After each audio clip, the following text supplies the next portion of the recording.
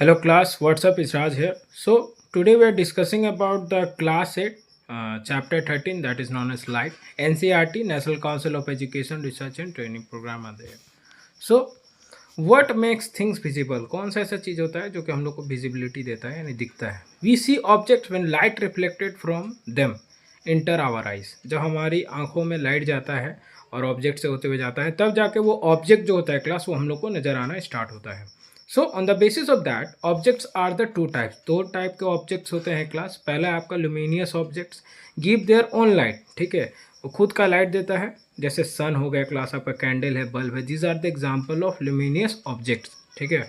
Next है class आपका illuminated objects. तो इल्यूमिनेटेड ऑब्जेक्ट्स के अंदर क्या आ गया, डू नॉट प्रोड्यूस लाइट, इसमें लाइट प्रोड्यूस नहीं होता है क्लास. रिफ्लेक्ट लाइट, लाइट को रिफ्लेक्ट करने का काम करता है. Moon, table, book are the example of the illuminated objects. These are the example of illuminated object.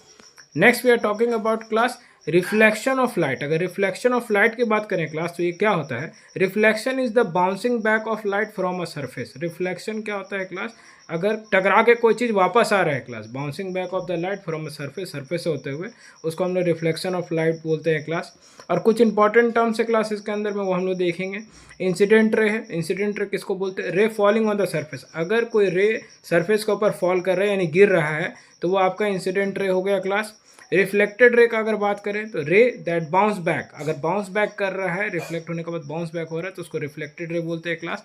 Normal अगर हम लोग बात करें class, that is perpendicular line at point of incident. Perpendicular line अगर मेरा आ रहा है तो अगर 90 डिग्री बन रहा है class, so the line of point of incident that is known as normal. एकदम सीधे खड़ा रहता है क्लास. ये angle of incident between the incident ray and normal, दोनों के बीच में होता है. और angle of reflection between reflected ray and the normal.